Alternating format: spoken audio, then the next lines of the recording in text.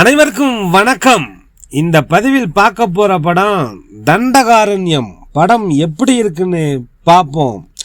இரண்டாம் உலகப் போரின் கடைசி குண்டு படத்தின் மூலம் வித்தியாசமான கதைக்களத்தை எடுத்துக்கொண்டு கவனம் பெற்ற அதியன் ஆதிரையின் இரண்டாவது படம் தான் தண்டகாரண்யம். இந்த படத்தோட கதையை பற்றி பார்த்தோம்னா, ஒரே மலை கிராமம் ஒன்று, அதில் வனத்துறையில் டெம்பரவரியாக பணிபுரிகிறாரு கலையரசன். அவர் பேர் முருகன். அவரோட மூத்த சகோதரர் அட்டகத்தி தினேஷ், அவர் பேர் சடையன். சடையன் பழங்குடி மக்களுக்காக போராடி வருபவர்.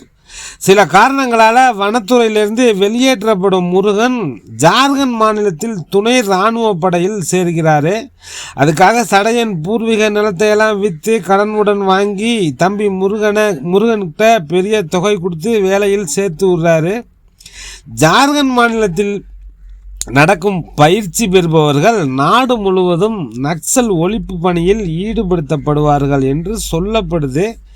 இதன் பிறகு அந்த பயிற்சி முகாமில் நடக்கும் சம்பவங்களும் அதை பற்றிய உண்மையும் முருகனையும் அவரை சார்ந்தவர்களையும் எப்படி பாதிக்குது, பிறகு என்ன நடந்தது, பயிற்சி பெற்று ஊருக்கு திரும்பி வந்தாரா இல்லையா அப்படிங்கிறதான் இந்த படத்தோட மொத்த கதையே. இந்த கதை 2008 காலகட்டத்தில் நடப்பதாக காட்டப்படுகிறது. ராமாயணத்தில் அடர்ந்த வனப்பகுதியை தண்டகாரண்யம் என்று குறிப்பிடப்பட்டிருக்கும். காடும் காடை சார்ந்த இடமும். இந்த தலைப்புக்கு ஏற்ற வகையில் படம் பெரும்பாலும் வனப்பகுதியிலேயே படமாக்கப்பட்டுள்ளது. ராமாயணத்தை போலவே இதுலேயும் அண்ணன் தம்பி கதாபாத்திரம் தான் பிரதானமாக பயன்படுத்தப்பட்டிருக்கு. அதிகார வர்க்கத்தின் ஒடுக்குமுறையையும் நக்சல் வேட்டை என்கிற பேரில் பழங்குடி மக்கள் மீது நடத்தப்படும் வன்முறைகளையும் சமரசம் இல்லாமல் காட்டிய இயக்குனர் அதியன் ஆதிரை உணர்வுபூர்வமான சினிமாவை பிரசன்ட் பண்ணியிருக்காரு.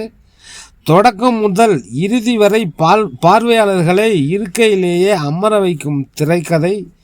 ஜார்க்கண்ட் முகாமில் நடக்கும் பயிற்சி, கலையரசனுக்கும் டான்சிங் ரோஸ் சபீர் கல்லறக்களுக்கும் இடையிலான மோதல் காட்சிகள் சிறப்பாக இருக்கு. சிறப்பான மேக்கிங்கு. சமையலறையில்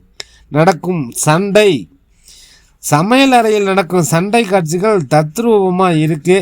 பயிற்சி முகாம் கொடூரங்கள் ஏற்கனவே டானாக்காரன் விடுதலை படங்களில் பார்த்தது தான். சித்திரவதை காட்சிகள் வலிந்து திணிக்காமல் வலியை கடத்துகின்றன நமக்குள்ள.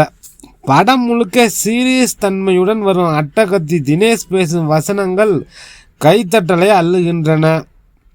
அப்பாவித்தனமும் துணிச்சலும் கொண்ட இளைஞனாக கலையரசன்.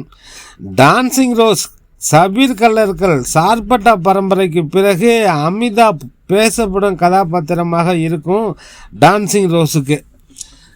நெகட்டிவ் பாசிட்டிவ் என இருமுகம் காட்டி ஸ்கோர் செய்கிறாரு சபீர் கல்லர்கள். பாலசரவணன், யுவன் மயில்சாமி, வின்சு, ரேச்சரல், சாம், ரித்விகா எல்லோரும் அவங்கவுங்க தங்களுடைய பங்களிப்பை சிறப்பாக செய்திருக்காங்க. பிரதீப் காளிராஜாவின் ஒளிப்பதிவு வனத்தை ரசிக்க வைக்குது. சீரியஸ் காட்சிகளில் அதே வனத்தை கண்டு அச்சப்படவும் வைக்குது. ஜஸ்டின் பிரபாகரனின் பின்னணி இசை சிறப்பு. படம் முழுக்க வரும் ஒரு ஒப்பாரி மனதை அறுக்குது. இளையராஜாவின் 2 பாடல்கள் பயன்படுத்தப்பட்ட விதம் கச்சிதமாக இருக்குது. இப்படி ஒரு படத்தில் தினேஷுக்கான ஹீரோயிச காட்சிகள் கொஞ்சம் தூக்கலாகவே இருக்குது. பெண் கதாபாத்திரங்களுக்கு இன்னும் கூடுதல் முக்கியத்துவம் கொடுத்திருக்கலாம். இரண்டாம் பாதி திரைக்கதையில் இன்னும் கூடுதல் கவனம் செலுத்தியிருக்கணும். அதிகார வர்க்கத்தின் அடக்குமுறைகளை உண்மை சம்பவத்தை அடிப்படையாக வைத்து கற்பனை கலந்து நேர்த்தியாக சொல்லியிருக்கும் தண்டகாரண்யம் நிச்சயம் கொண்டாடப்பட வேண்டிய படைப்பு.